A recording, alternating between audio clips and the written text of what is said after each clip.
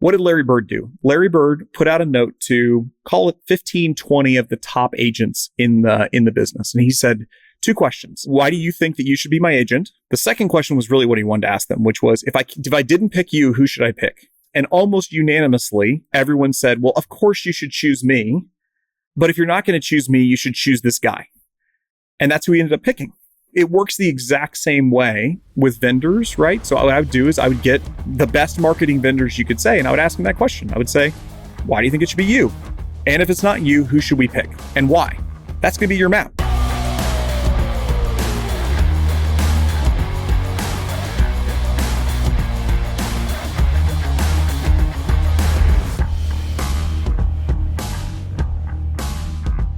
Welcome back to Peter Lohman's podcast. I'm so excited today to introduce Brent Beshore with Permanent Equity. I've been a long-time follower, Brent, and I'm thrilled to have you on the show today. For those in my audience who may not be familiar, if you wouldn't mind, I'd love to have you give just like a 90-second background, kind of who you are, what you've been up to, and then we're going to get into it.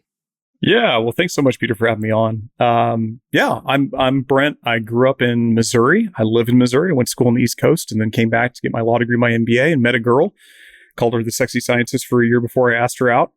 And we have 4 kids, 3 girls, and then we have a newborn son now. I run a firm called Permanent Equity, which buys small to medium-sized businesses around the country. So we have 15 operating companies from coast to coast.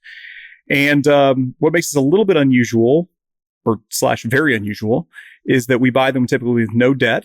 And we take a very long-term approach to it. So we buy with no intention of selling the business. There's a lot of nuance under each one of those. But love the team. We're located in Columbia, Missouri. And we put on a couple events a year. One's called Capital Camp, one called Main Street Summit, trying to build community, which is something that we think is really important for doing life well. And excited to be here. So we're definitely going to get into Permanent Equity. I got a lot of questions and there's a lot of fun stuff to talk about there. Where I want to start, though, is with one of my favorite quotes from you, which I know is going to resonate with my audience. And that is, all businesses are loosely functioning disasters. And that has proven to be so true, for at least for me, with my small business. And in talking with a lot of other property management business owners, I know that a lot of them feel that same way. So where did that insight originate, and what's your takeaway from that quote, I guess?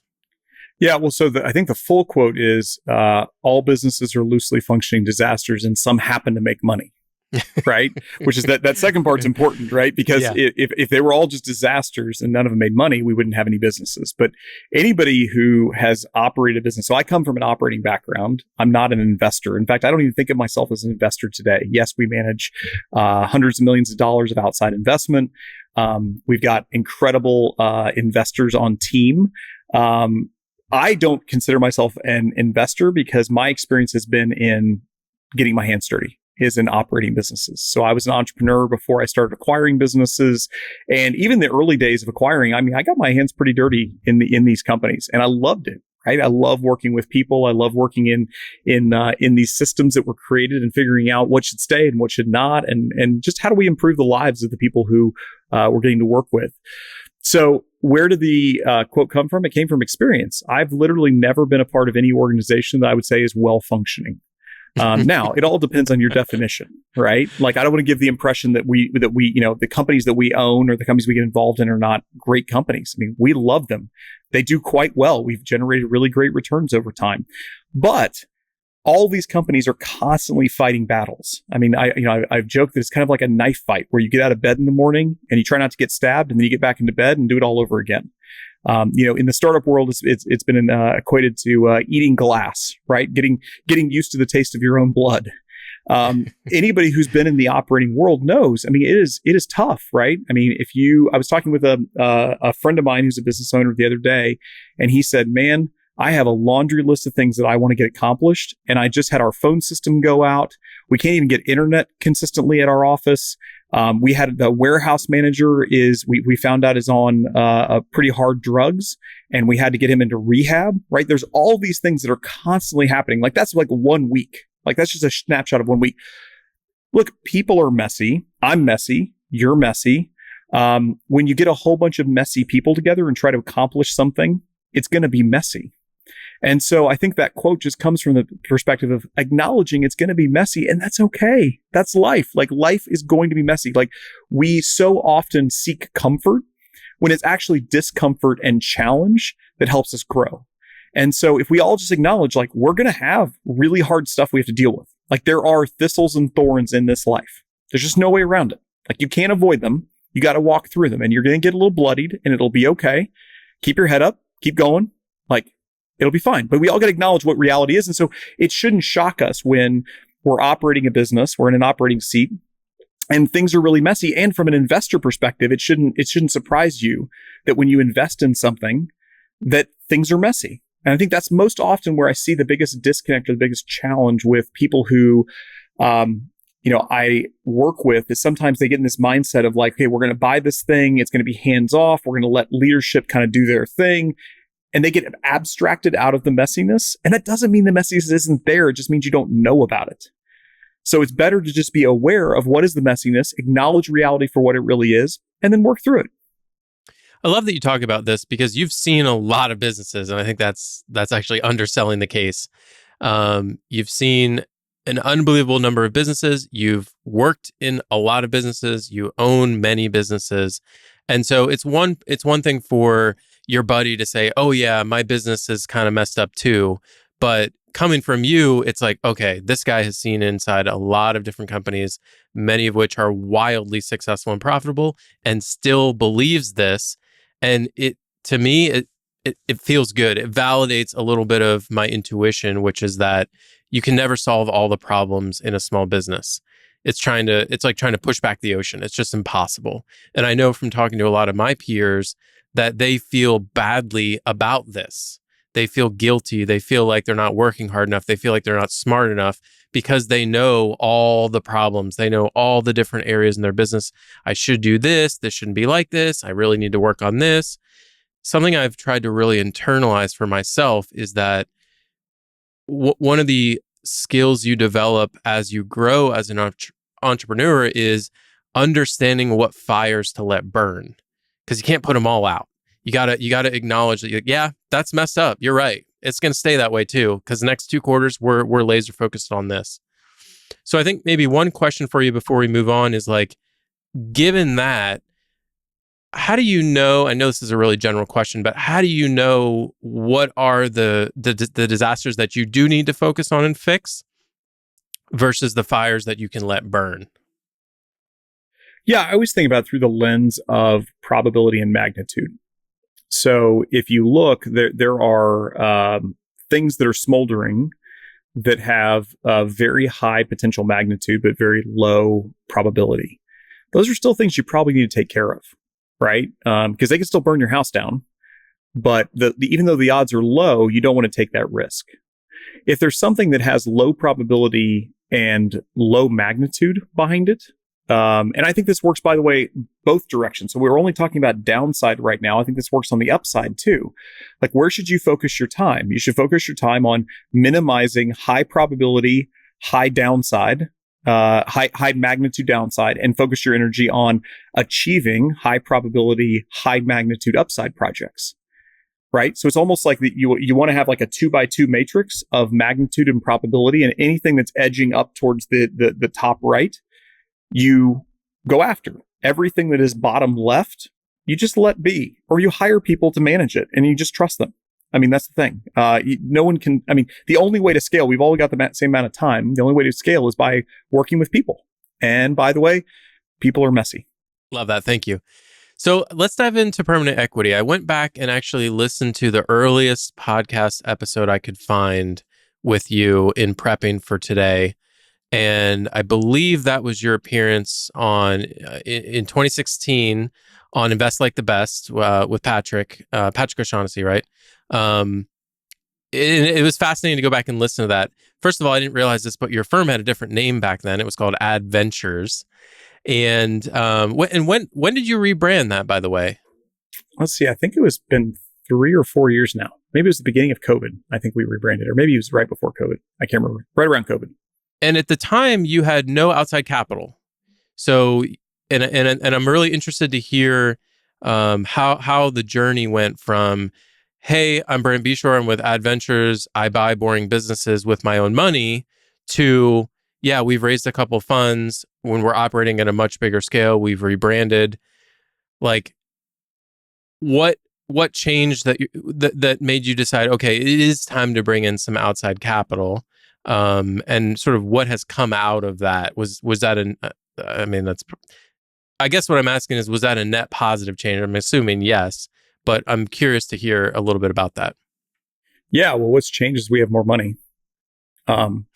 Which is nice sometimes. Yeah. We owe people money back with a return, which is the downside of having more money. I mean, to take you back to 2015, 2016 with that interview with Patrick. So the history of the firm is I dropped out of law and MBA and started a business, and actually started kind of a few businesses. And some of them went decent, I would say. Not great, but decent. And then I had an opportunity to buy a business kind of out of left field, and used an SBA loan, asked my newly married wife to sign a personal guarantee. She's a scientist. She was like, "What's that?" I was like, "Don't worry about it. It'll be fine." Sign here. Yeah, exactly. Just sign on the dotted line. And so that went well. And we kind of got together as a group and said, okay, and when I say group, it was, all the people who were operating these different businesses. Okay, what do we want to do? Like, is this something we want to go after? And I think the answer is yes. We think this is an opportunity for us to get good at helping families transition. So started stockpiling cash, had a very low, personal burn rate. I was in my 20s, didn't have kids, lived in Columbia, Missouri, super cheap. And so started stockpiling cash and reinvesting that cash. And so bought a number of other businesses, started another business successfully with that. But kind of for a while there, had this like dual starting, buying thing going on until we really determined that acquiring was better for us. We needed to focus on one or the other. And while I enjoyed starting stuff, I mean, I'm a founder, I'm a builder, I'm very entrepreneurial. I'm not an investor guy. Right? Like, so that's the big difference. But I knew that this was an area where I could scratch that entrepreneurial itch in a way that felt very sustainable long term. And so basically started telling people about what we were doing, how we were doing it. We had a very different model. It was first principles based. It was not based on traditional private equity, because I had no exposure to traditional private equity. I mean, literally, when I say I had no exposure, like, that first deal I did where I acquired the business with the SBA loan, I called up a buddy of mine who was in finance from undergrad, and I said, "Hey, I just bought this business." He goes, "Oh, you did a private equity deal?" I literally Googled private equity. Like, did not know that there was a whole industry out there of people that bought businesses.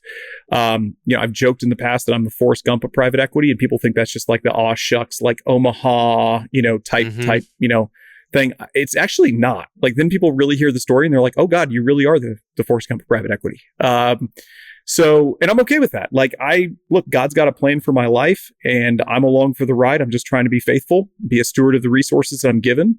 And if more comes, then I'll try to be a good steward of that. And if less comes, then that's fine. Got to the point where, met this guy, Patrick O'Shaughnessy. He came and we hung out in Missouri for a day. At the end of it, he said, "Hey, I want my family to invest in what you're doing." I'm like, "Well, sorry, man. Like, I've already kind of gone down that path with a few other groups. They told me to start a holdco. I don't want to do that for these reasons. They told me to start a 2 and 20 kind of traditional fund structure. I said, no, I don't want to do that either for a variety of reasons." And I thought that was kind of it. Like, I thought he was going to be like, "Oh, okay, well, good try, and we can just be friends." And he asked me the question that no one else had ever asked me. And man, this is the question that if you ever really want to be in partnership with somebody, this is the question you got to ask them. He asked me, he said, "What would it take for you to take our money? Like, you tell me, you set the terms, and then I'll tell you if we can do it or not." And I said, that sounds pretty reasonable. Okay. Like, I'll work up something. And so it was probably 3 or 4 days later, I sent something to him, and he was like, "Look, tweak this, tweak that. I think we're in business." And I was like, "Well, okay. Well, what do we know? What do we do now?" And he's like, "Well, we know a bunch of rich people." And I was like, "Well, that's good." And he was like, "Yeah, we'll help you raise the money." And I was like, "Even better." And so he and his father, Jim, I can't speak more highly of the O'Shaughnessy's. Like, the people who know Patrick through his podcast, like he can come off as, he's hanging with the top crowd. Like he's hanging with the true movers in this world, right? And we talk like 4 days a week. I love him so much. He's one of my best friends. He is a kind, generous, gentle soul who just gets bombarded. So he has to have some protection around him. But he and his father both, they were just wonderful. They certainly improved my life and changed my life dramatically. And so we ended up raising $50 million in 2017 and then raised $300 million in 2019. And we're investing that fund today. So this is a fund structure, which if you're listening and you're not familiar with the world of permanent equity or like how some big real estate funds operate this way too, like instead of raising money for a specific deal to buy a specific company, you raise money ahead of time. You go to a bunch of rich people and you're like, give me your money. I'm going to hold it for a while, or it's going to be an escrow or whatever. And then when I find a business I want to buy, you're basically pre-agreeing to commit the money. I'm going to use it. We're going to buy this company and then we're going to own it. And the way you guys are different than traditional private equity, you mentioned this, is like you hold essentially forever. I know it's not actually, is it actually forever, or there's like 20 years or something? Yeah, we have a 30-year initial term on capital. Yeah, so it's 30 years. So it's practically, I mean, if you want to change our name to semi-permanent equity or the Diet Coke of permanent equity, or, we're almost permanent equity. For all intents and purposes, when you buy something and you don't have to sell it for 30 years. And also, by the way, we have options to renew during that time period. So like it's functionally indefinite capital. And we really love that because we never want to be a forced buyer or a forced seller, right? So that's the whole idea behind it, is let the winners win, let the winners run. And we're all going to do well so we don't have to sell something that we really like. Okay. So I love this. And this, of course, fits in really nicely with kind of the Berkshire Hathaway, like, we buy great businesses and we hold them forever. So I know that as a Berkshire fan, shareholder myself, been out to Omaha a few times, like this tends to attract very like-minded individuals. And I would guess that a lot of your investors in your fund are along kind of from that same lineage or way of thinking about capital. And traditionally in private equity, of course, the big payday comes on like sale, right? Private equity holds like 3 to 5 years, then they flip it to a bigger private equity firm, or maybe they IPO and sell to a bunch of retail investors or whatever. But you guys aren't doing that, and so your investors are relying on either just the warm and fuzzies they get with the intrinsic value of their portfolio going up over time, but then maybe also dividends. So do you have like a lot of dividends that are getting distributed annually or quarterly or whatever it is? Yeah, we do. So the way we think about this is that the first thing we want to do is look for, especially pre-tax, but high probability, high return reinvestments that we can make. That's the best for everyone, right? If we could find something that, you and I are partners and we say, okay, we can invest $1 today and we're going to get a 40% cash return every year moving forward. I think you and I both would say, well, that'd be pretty dumb, especially if it's pre-tax, for us not to do that. That seems like a good way to do things. Conversely, if you and I were running a business together and I said, hey, Peter, my ego really needs us to grow. And so I want to take the money that we have and I want to reinvest it. The return on it's going to be almost nothing. In fact, maybe we lose money on it. But man, I tell you what, this thing's going to grow and we're going to feel good about ourselves. You'd be like, no, let's not do that, please. Right? Because I have higher opportunity costs. So what we try to do is we set a high bar for reinvestment back in the portfolio, where we know we can take that cash and we can use it for something productive. But we encourage the companies, if they find high probability, high magnitude returns, of course, that's exactly something we want to do. So to me, the way that we're structured perfectly aligns our operating businesses with us, with our investors, where everyone's aligned to say, look, if there's a reason that we can find to reinvest, we think it's a great use of funds, the insane thing to do would be not to do that.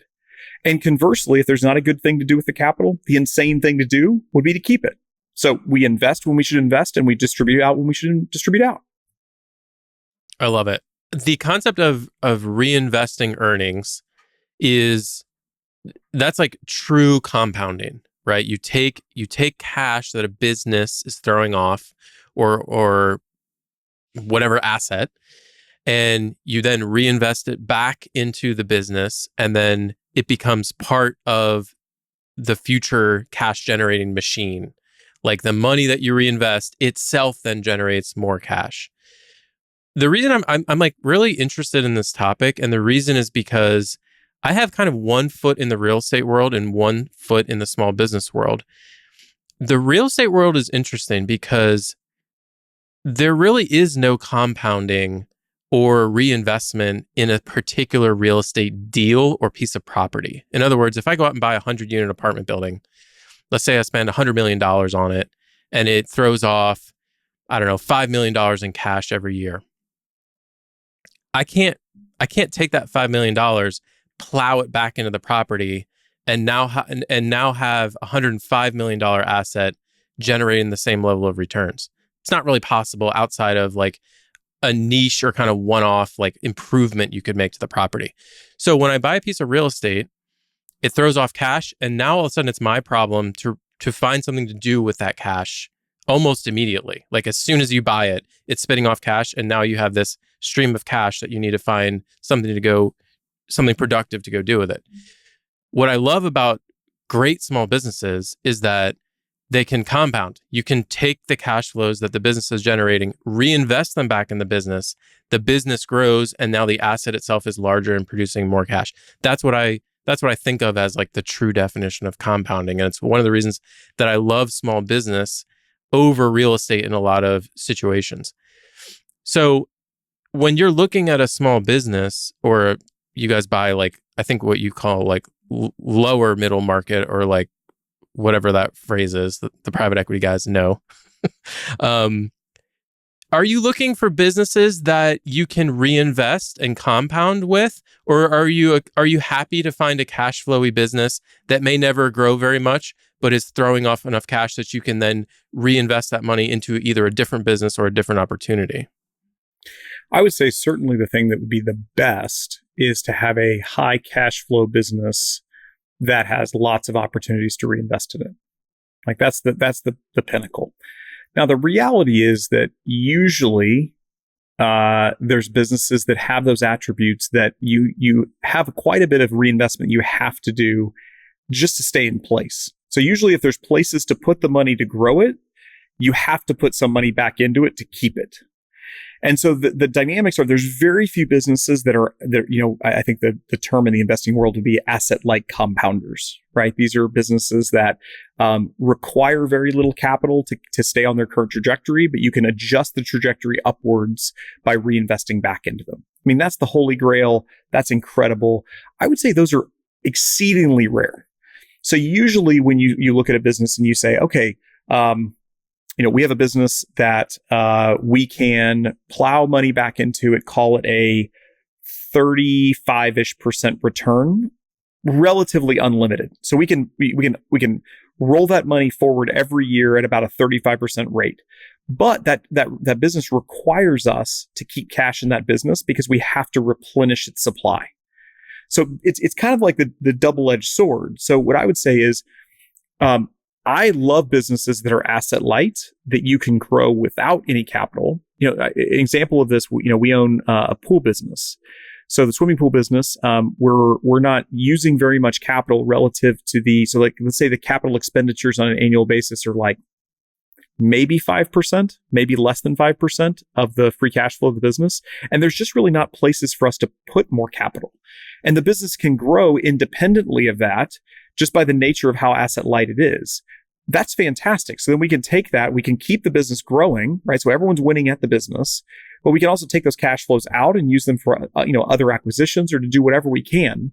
I think that the idea is having a high opportunity cost and knowing what your opportunity cost is across the entire portfolio is really the key.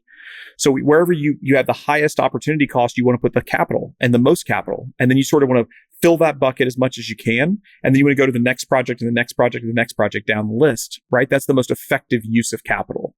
There are very few businesses, though, that are like the perfect business, and you're going to pay up considerably usually to acquire one of them.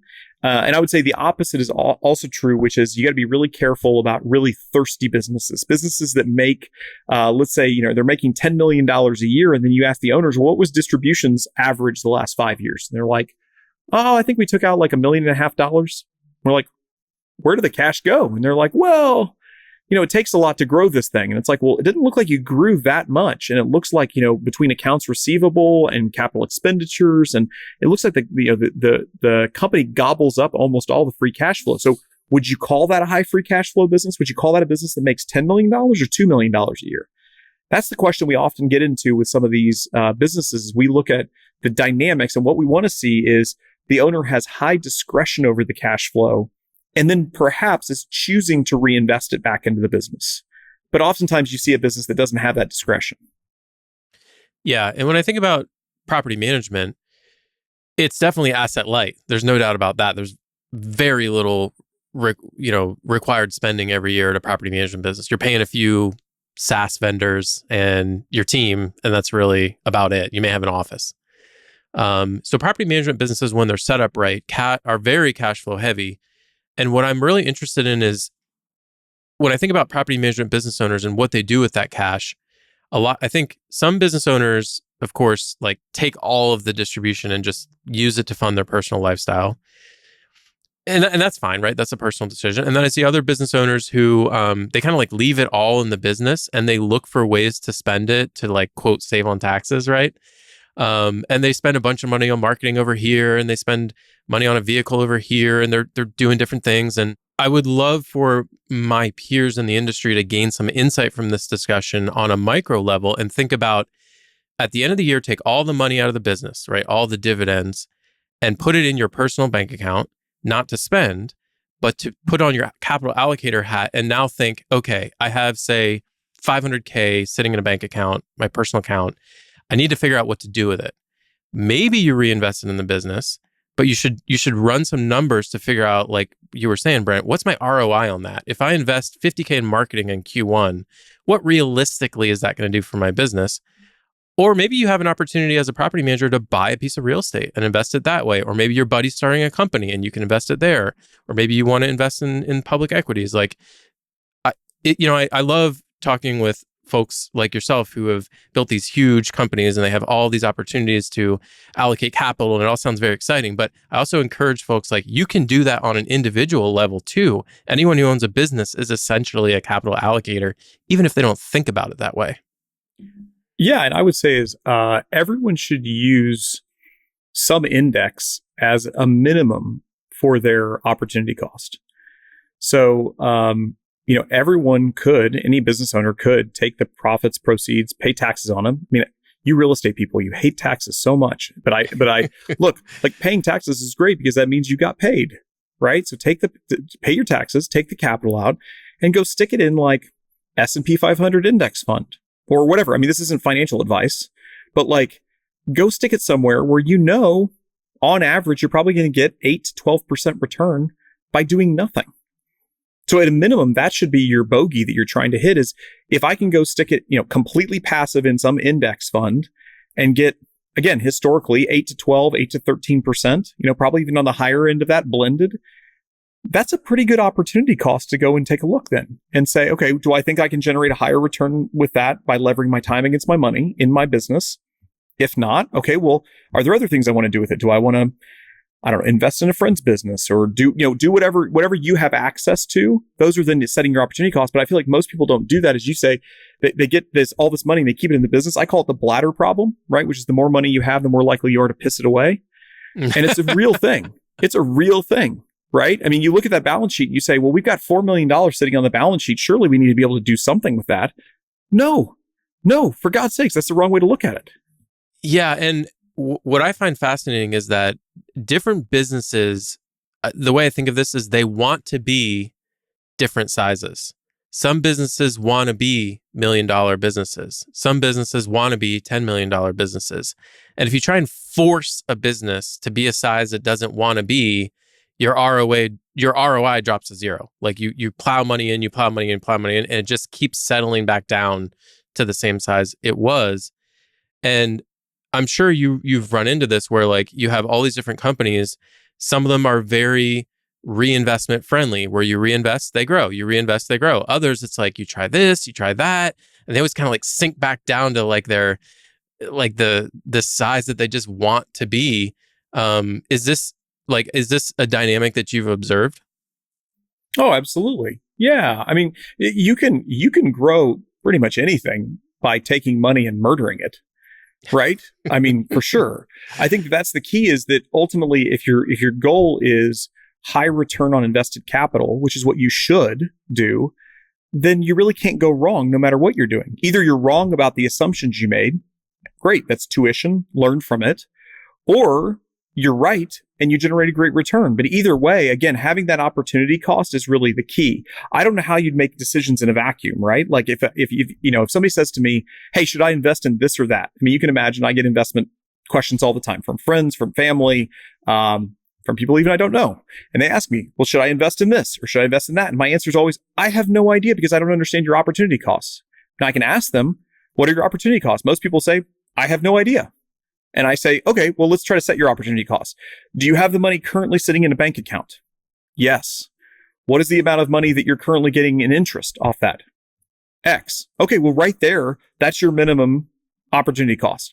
Now, do you think you could stick it somewhere else and generate a higher return? They're like, yes. Okay, great. Tell me about that. So it's just wherever you think you can stick it with a high probability, and whatever that return is, that's what it is, right? Yeah. And of course, the other side of this coin is the risk.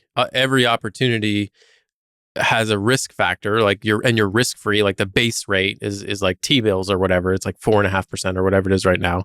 And then, index funds is on a long enough time horizon, very, very, very low risk, right? Almost as low as I would argue as like T-bills if you're looking at like a 20 or 30 year time horizon. And then it starts to get more interesting, right? Well, you could invest in individual equities, higher risk, but no work, like literally zero effort on your part. You're clicking a button. Your buddy's business, much higher risk, a little bit more work. Your own business, like you're constantly trying to think about like what's the weighted, like how do I assign weight to the various risk to try and figure out how to allocate this money? And I'm sure this is something you're doing all day, every day. Yeah, this is the whole ball game. So what we're trying to do at the end of the day is have the highest opportunity cost in the world. That's what I want. I want to have access to the very best investments possibly in the world, and then I got to make trade-offs between them. Like if my trade-offs are between good and excellent, we'll be fine. If my trade-offs are between mediocre and bad, doesn't matter what I invest in, it's not going to go well. Yeah, that's an interesting way to phrase that. You want to have the highest opportunity cost in the world. So like another way to say that would be, you want to be at the point where someone could bring you like a guaranteed 20% return, and that still wouldn't be good enough. Like I've had this happen all the time. We literally at Permanent Equity turn down very high probability 20% returns because they're too low. I love this. So let's make it a little personal maybe for the audience. And I'm very curious to ask you this. Have you ever looked at a residential property management company to buy? Yes. All right. Love to hear about that as much as you're able to share. Yeah, I'm happy to share anything. It's an asset-light business. It's highly competitive in my opinion. There are a lot of flavors of property management, right? So it's not a monolith. There's not one style of property management, right? So you've got association management that you could kind of put into this bucket.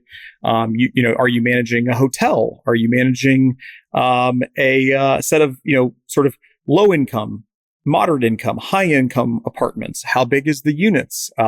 There's all these different flavors. Are you managing commercial real estate? Are you managing agricultural real estate? So there's all these different flavors of the same thing. But at the end of the day, somebody's hiring you to generate returns on their behalf. The owners are hiring you on their behalf to generate returns and deal with all the messiness. And so, yeah, they're asset light. They typically generate really good cash flow. The relationships, depending on the sector and the flavor of property manager, are fairly sticky. It's not like you're going to have a mass exodus, short of something terrible coming out in the news about you or something that's, that's some catastrophe. It's a pretty sticky business. So that's good. It's not quite recurring revenue business model, but it's pretty it's in that same ballpark.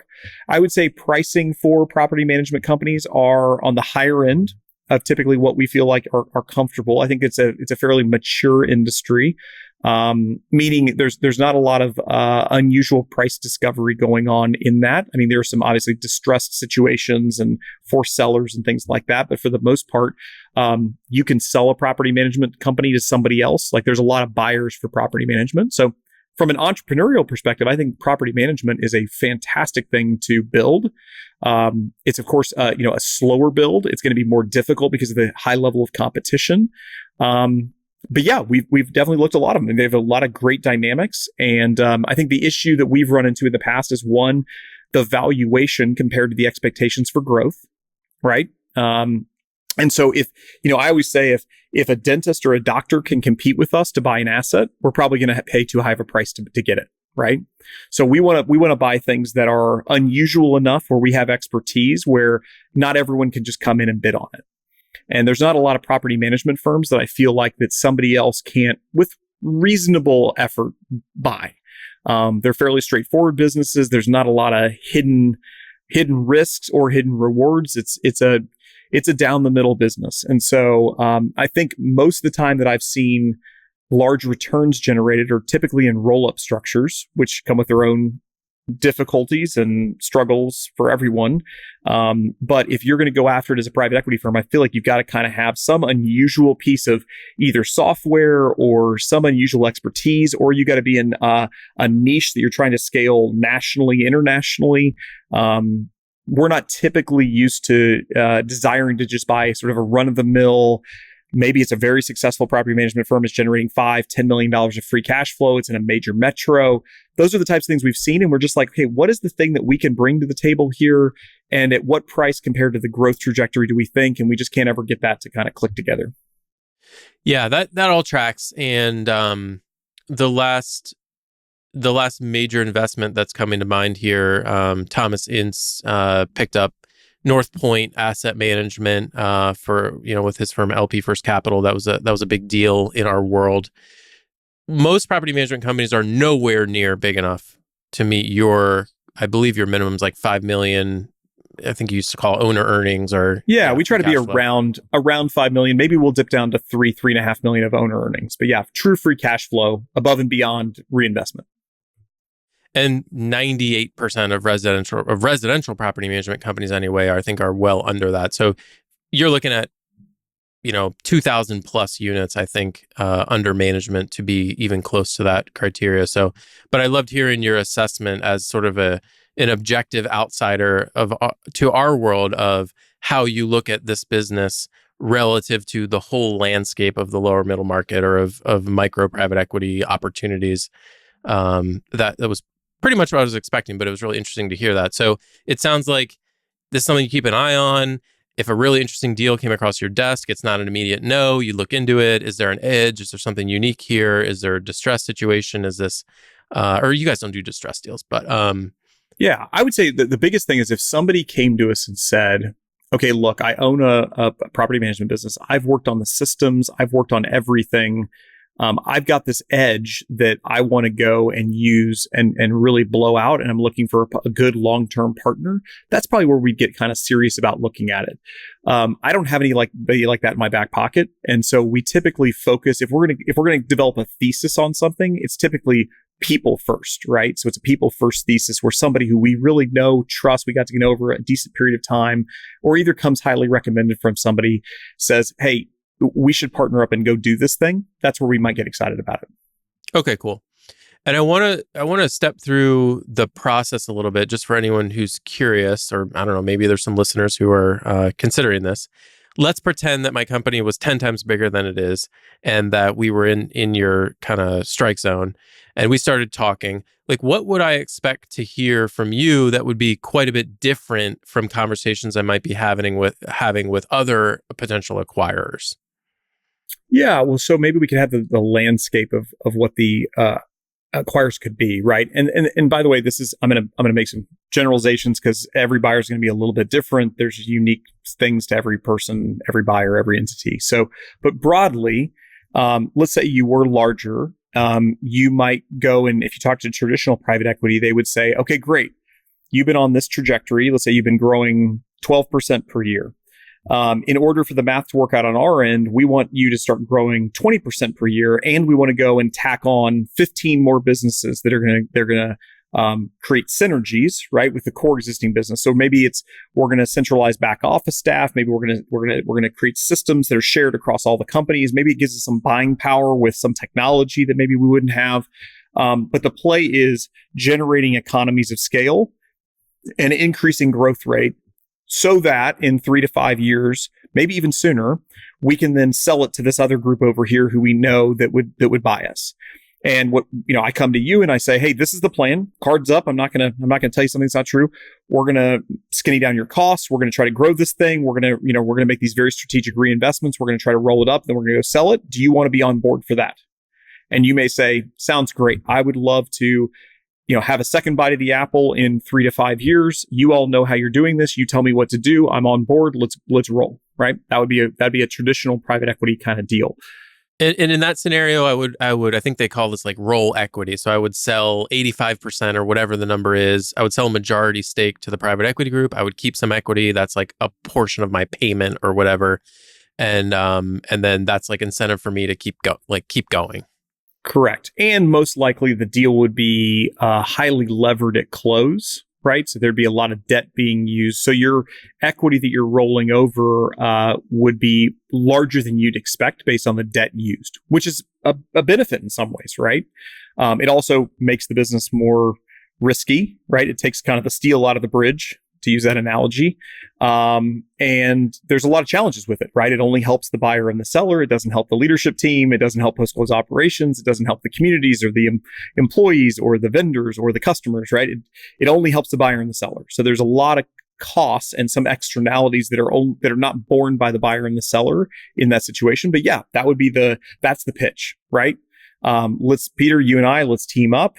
Let's load a bunch of debt on this thing. Let's giddy up. Let's go acquire a bunch of other stuff. Let's get it all blended together. Let's show a really big EBITDA number and let's go sell it to somebody else. That's kind of the traditional private equity pitch. A version of that is a search fund, right? And if you were 10 times larger, like kind of in the zone that we are, that's a pretty large search fund bite. But let's just say for argument's sake that a search fund came to you. A search fund is a group of investors that back a person or people, could be a couple people, who have a thesis and want to go out and let's say the thesis is acquiring a property management company. They come to you and they say, okay, great. Hey, Peter, really appreciate it. We want to buy the business from you. You're going to go exit stage left. We're going to run the business and we have the capital from these investors that we're going to be investing in your business. And then they're going to be funding future acquisitions. So the only difference between traditional private equity and a search fund is maybe a little bit less leverage, a little bit smaller deals typically, and then the leadership is going to be comprised of the searcher or searchers post-close. Got it. And then you've got this big swath that's called family offices. And family offices, the joke is when you've met one family office, you've met one family office. Like there's no two family offices that are the same. They typically, if they're more professionalized, they come from a private equity background. So they're going to run things, no matter if their time horizon is actually quite long. Usually, most of the time is they know how to run things in a traditional private equity style. So they're typically going to use a lot of leverage, shorter time horizon, all that stuff, but they don't have to. Occasionally, you've got what we call retired operator who has decided to move from operating to investing assets that's usually theirs. And then that flavor just gets wild. I mean, that can be all over the board in terms of what's possible. And it's just a matter of just listening and trying to understand what's the track record, what history do they have of doing whatever they want to do with you, and what's the offer. And then how would it work, if I was approaching you, Brent? Yeah. Well, first of all, we would probably tell you that we try to talk you out of selling the business, because selling the business is always, if you want to look at just straight returns, it's always more profitable to retain a business than to sell it, right? If you're trying to time the market to get like the biggest multiple you can, if you're trying to pull one over on the seller, it's just probably not going to work great. Maybe you can do it, but that's not a good motivation. So the motivation is, hey, you really believe in this business. You want to sell it to us? We'd say, great. We're typically going to use no debt in our transactions. So there's going to be so post-close, there's going to be no operating leverage put on the business. We want a clean balance sheet, and we want to, operate from a position of strength. We also have no time horizon that we want to sell the business. So we want to say, hey, what does this look like long-term? Are there things that we can do long-term? Again, long-term isn't by itself, long-term doesn't do anything for you. It just enables you to do something, right? There's something magical about long-term if you're not going to do anything. You can actually do something with the long-term. So we would say, okay, why would this be a business that we can reinvest in? Are there reinvestment decisions that we could make today that maybe wouldn't show up for 3, 5, 7 years down the road, but are the right decisions to make? You can't make good long-term decisions with short-term capital. So that's the thing that we're enabled to do that almost no one can do, is ask those types of questions. We would say, hey, we have a preference for working with leadership that's already in place. So, Peter, would you like to partner with us? Now, we're also going to be really honest with you that, if the business is small and you've been at this for a while, there's probably some deficiencies in leadership, maybe even with your leadership, that we got to work on. And we want to be real transparent with you on that. We want to call you up. We're not calling you out. We're calling you up into something better. So what's the highest and best use of your time? Where can we surround you with a team, by the way, that you have input on, of course, as well, that we can help take this business to the next level? One of the challenges with smaller businesses is, for the most part, if you're a highly skilled employee or you're a highly skilled service provider, you don't work with small companies. And when I first say that to people are like, wait, why is that? And you're like, okay, well, let's say you're an incredibly talented marketing agency, right? Well, you have your pick. You can go work with Apple or Ford Motor or Peter's property management business. Right. And Peter's property management business can pay you $50,000 a year. And Ford can pay you $6 million a year. And Apple can pay you $30 million a year. Any business owner, there are, I'm sure, exceptions. Of course, there's always exceptions to every rule. But for the most part, the only people who serve small businesses are people who can't serve larger businesses. Same thing for employees. For the most part, the employees that work in smaller companies can't work in larger companies or faster growing companies. Now, that's not, again, it's not a perfectly efficient system. There's plenty of reasons why people would. And we find, by the way, incredible talent that's hidden within these companies that we acquire.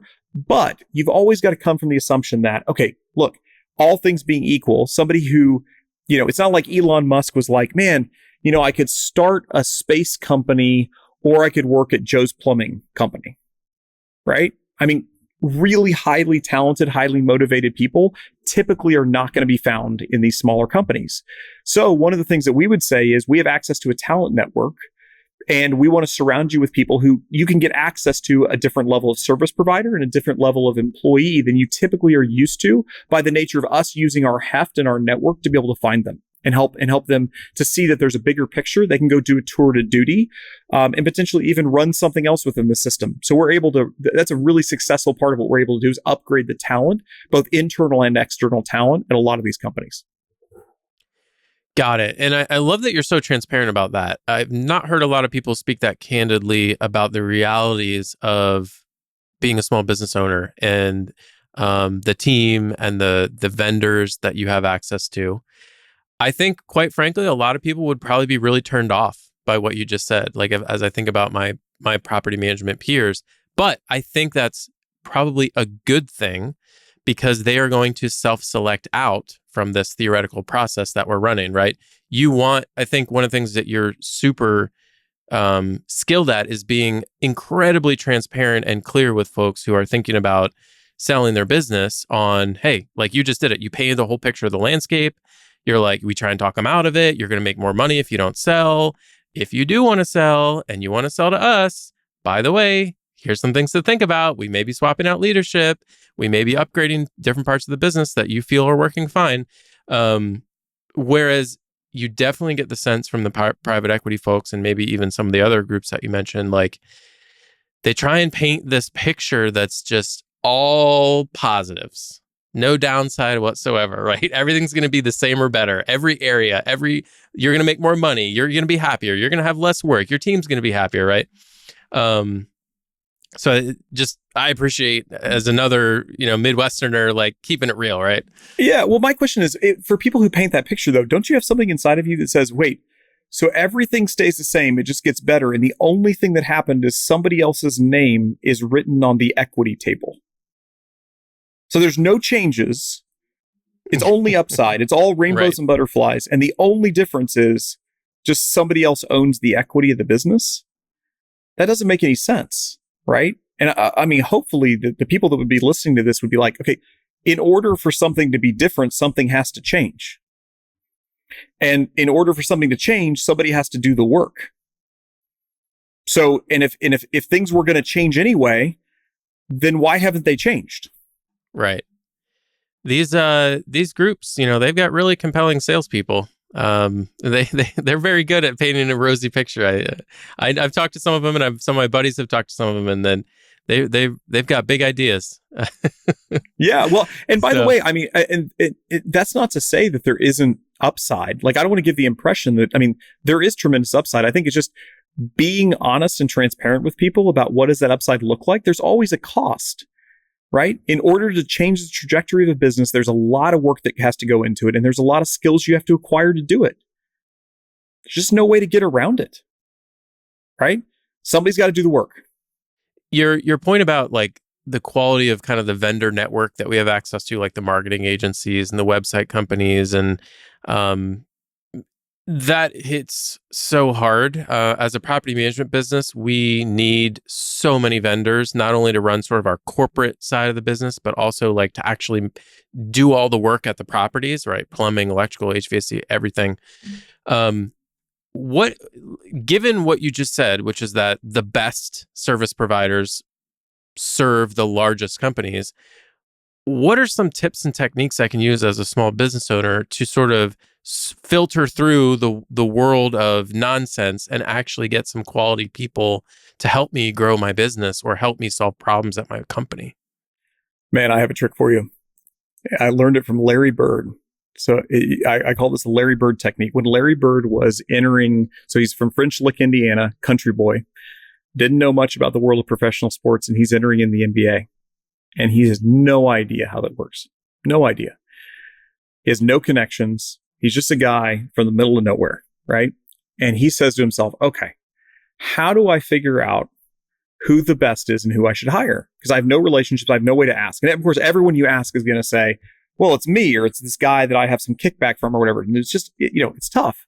I feel like this is the same situation that most small business owners are in. Is like, they ask their friend, and their friend recommends this agency they have a relationship with, and it turns out they're not going to be good for them. And it's just this never ending treadmill of relationships. I mean, literally, we had a business we looked at buying a couple of years ago that they said, hey, all marketing's BS because we've gone through like 12 marketing agencies in 15 years. And we're like, yeah, because the people who you're serving, like if they really knew how to market, how to really drive sales for you, do you think they'd be serving you? And it was like this lightning bolt that went off with them. They're like, oh crap, you're right. So here's the question. So here's the technique. What did Larry Bird do? Larry Bird put out a note to call it 15, 20 of the top agents in the business. And he said 2 questions. Why do you think that you should be my agent? Right? So give me kind of the pitch on why you think that you should be my agent. And really that was the red herring. The second question was really what he wanted to ask them, which was, if I didn't pick you, who should I pick? So he got back responses, and almost unanimously, everyone said, well, of course you should choose me. But if you're not going to choose me, you should choose this guy. And that's who he ended up picking. So smart. Right? Yeah. Love that. I think it works the exact same way with vendors, right? So what I would do is I would get a bunch of like the best marketing vendors you could say, and I would ask them that question. I would say, why do you think it should be you? And if it's not you, who should we pick and why? That's going to be your map. I love that takeaway for listeners. I did want to ask you about the debt question. So you kind of famously do not only do you not lever up, you don't use any debt when you buy a small business. Why not just do like 30 or 40%? Like, to me, that seems like you can now buy almost twice as many companies given the same, fund size. It's still relatively low risk. You haven't removed too much steel from the bridge. Give me like what am I missing there on that? Yeah. So let's go back to the very first question you asked me, which is, what are we buying? We are buying loosely functioning disasters that sometimes happen to make money. Yep. So what's the one thing you probably don't want to do to a loosely functioning disaster? Add more risk to it. Right? Now, this is a very broad brush. I would say is there are certain business models that can sustain fairly large loads of debt. So if you have a recurring subscription business, and in fact, property management may be a business that can sustain more debt, right? Like I haven't dug in enough to know. I haven't looked at and I'm sure it depends on the flavor and the style and all that stuff. But my guess is if you have a highly stable revenue base, you can really pretty highly predict what your revenue is going to be, or at least the minimum your revenue is going to be. And you know that your customers are fairly sticky, of course, you can absolutely add debt to that business and you'll probably be fine. The issue that I've seen is I have literally never in the history of my career, and I've reviewed thousands and thousands and thousands of deals, I've never seen a successful small business with operating debt on it. Ever. So why is that? Why is it that I've never in the history of seeing all these companies seen a business that doesn't have debt on it? It's because families know that if you put debt on it, they don't survive. Over a long enough period of time, something will happen. There'll be a high enough variation that something will happen. And I'll use an example of this. So we bought an aerospace business in the fall of 2019. And if we try to get back to the mindset, don't remember what happened now that we know in hindsight what happened. Let's go back to the fall of 2019. Economy's rocking. Everything's good. And the people we're working with, zero interest rate environment. People we're working with are like, okay, you guys for sure are going to use debt on this, right? And we're like, no, we're not going to put any debt on the business. They're like, are you dumb? Like, what in the world are you talking about? The aerospace business is at worst flat. It never goes down. It's bulletproof. It never goes down. Everything's great. Why would you not use debt? And we said, hey, look, here's our philosophy. Our philosophy is we don't feel like that's kind and long-term oriented. All we're doing is we're pulling future returns into the present and over-consuming, right? That's really what debt provides you, is the ability to over-consume today based on pulling things into from the future into the present. And we said, we're totally fine generating a lower return, but a more stable return. And when something goes haywire, and it eventually will, and it may be 15 years, we think that we'll be able to reinvest in that business in a way where our competitors can't. And the people told us that we were idiots. And look, I'm not saying that we had some crystal ball. That's not the point. The point is not that I somehow foresaw, COVID happening and the largest drop in the history of the aviation industry, anything like that. But I can tell you, we made 10 years of progress in about 18 months in that business. That business is worth magnitudes more now than it would have been worth had we put debt on that business. In fact, if we'd put any debt on that business, very likely we wouldn't own it today. So it would have been a zero for us.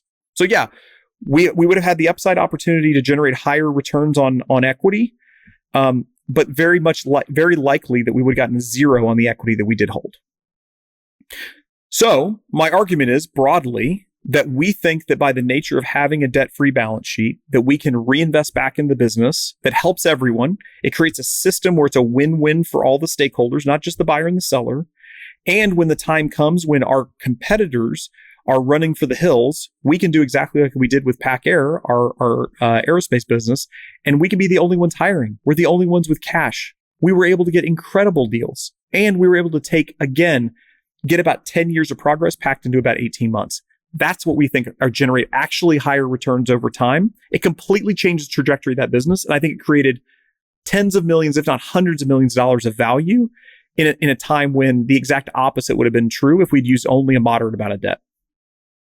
Very Berkshire-esque, in my opinion. I can hear the Charlie Munger and the Warren Buffett flowing through this discussion.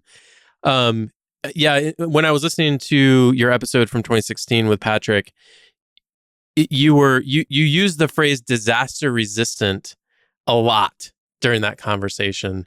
And I wanted to ask you, and you kind of just answered it, but is that still a big focus of your strategy? And how has it worked? I think you've just answered that. It's worked quite well. We had a big disaster in 2020, for those who don't remember.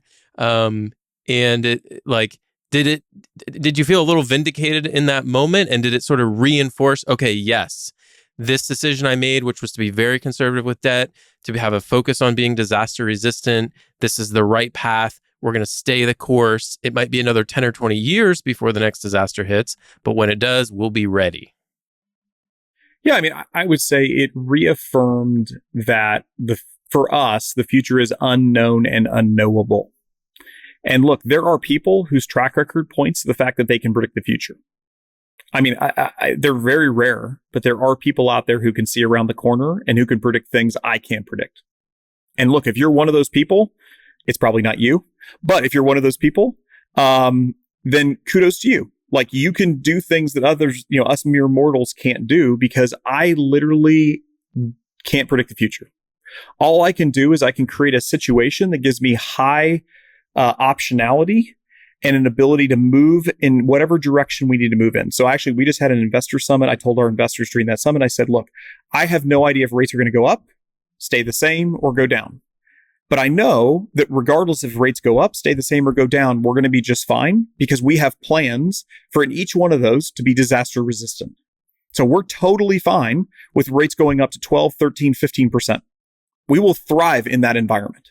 We'll thrive right now, and we'll thrive if rates go down. We'll be just fine.